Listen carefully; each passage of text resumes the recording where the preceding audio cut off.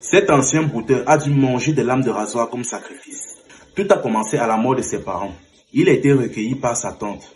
Dans une famille de 11 personnes, sa tante les a élevés tant bien que mal. Et un jour, voyant leur situation, il a dit à sa tante, « Ma tante, tu sais, notre situation n'est pas très bonne.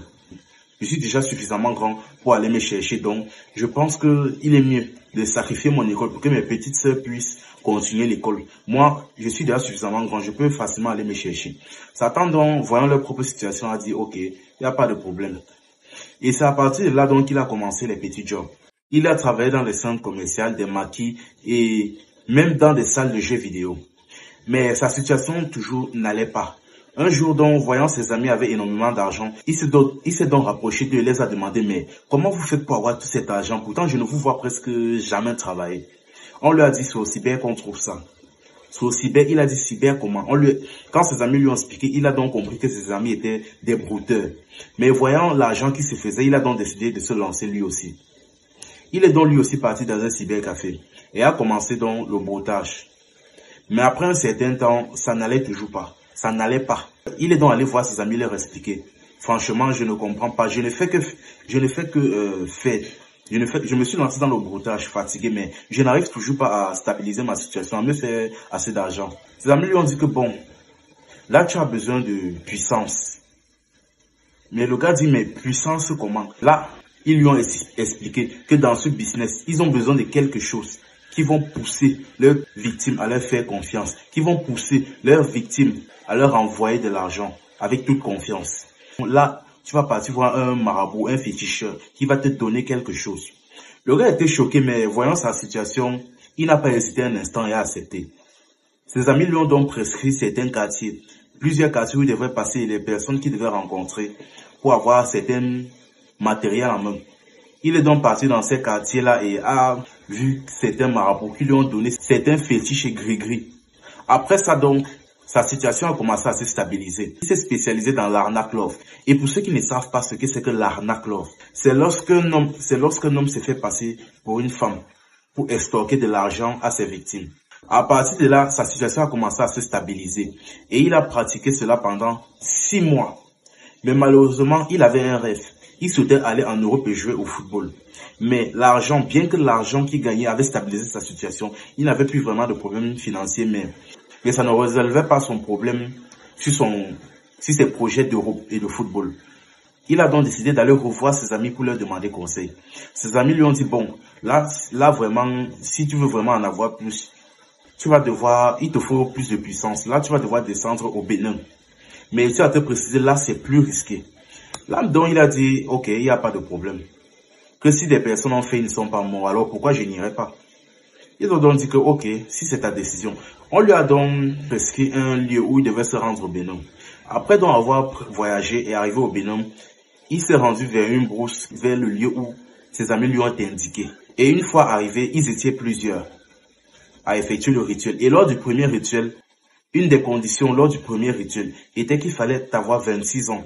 Or, il n'avait que 21 ans, mais il a quand même insisté pour le faire. Le premier rituel donc a été lancé. Et là, il a failli mourir. Là, il a sérieusement failli mourir. Car la condition physique était qu'il fallait avoir 26 ans. Or, il n'avait que 21 ans. Donc, lors du rituel, il s'est roulé au sol. Il s'est évanoui plusieurs fois et a vomi énormément. Il a vraiment failli mourir, mais par la grâce de Dieu, il a survécu. Mais malheureusement, il a toujours voulu continuer les rituels. Il a donc effectué les rituels jusqu'au niveau où on leur a demandé de manger des lames de rasoir. Ils ont donc mangé des lames de rasoir. Après les divers rituels, la lame de rasoir qu'ils ont mangée descendait dans leur gauche comme une simple chips. Et donc, à la fin de l'ensemble des rituels, il est donc rentré au pays. Et à partir de là, il a commencé à gagner énormément d'argent. Mais suite à tous ces rituels, on ne sait pas comment, mais quelque chose en lui, quelque chose est né en lui.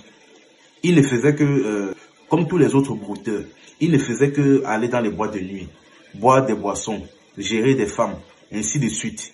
Mais lui-même ne savait pas pourquoi il avait commencé à entrer dans ces choses-là. Un jour donc, un de ses amis donc, avec qui il avait traité tous ces rituels et autres, est décédé, très tragiquement. À partir de là, il a commencé à se poser des questions. Donc tout ça, tout ce qu'on fait là, C'est pour mourir aussi tragiquement parce qu'apparemment la mort de son ami n'était pas très naturelle. Il était mort vraiment salement et sa mort n'était pas du tout naturelle. Là, il a compris que sa mort était due à ce qu'ils avaient fait, aux divers rituels qu'ils avaient fait. Et c'est à partir de là qu'il a commencé à avoir une prise de conscience. Il a commencé à réfléchir, dit, et si un jour, moi aussi je tombais comme ça, je mourrais tragiquement comme ça. Et en plus, son meilleur ami, un jeune homme avec qui il avait grandi. À partir de là, sa conscience a commencé à le tourmenter. Et un jour chez lui, une envie comme ça, juste comme ça, lui a pris d'aller à l'église. Et bien évidemment, il avait toujours ses gris-gris sur lui. Il s'est donc dirigé à l'église, s'est assis à l'église et il a écouté une prédication. Et après avoir écouté cette prédication, il a subi une deuxième prise de conscience. Et après la prédication, il est rentré chez lui. Il a récupéré tous ses gris-gris et il les a jetés à la poubelle. Il a décidé de sortir dans ces choses-là, que ce soit les rituels et les sacrifices et le broutage. Il a décidé de sortir dans toutes ces choses-là. Il a donc décidé entièrement d'arrêter. Il a décidé de donner sa vie à Jésus. Après avoir jeté tous ses gris-gris et donné sa vie à Dieu, chaque nuit il était tourmenté. Il ne faisait qu'entendre des voix lui disant que tu as décidé de suivre Jésus, non? Tu vas voir ce qui va t'arriver, ainsi de suite, ainsi de suite. Mais il a persévéré dans sa foi.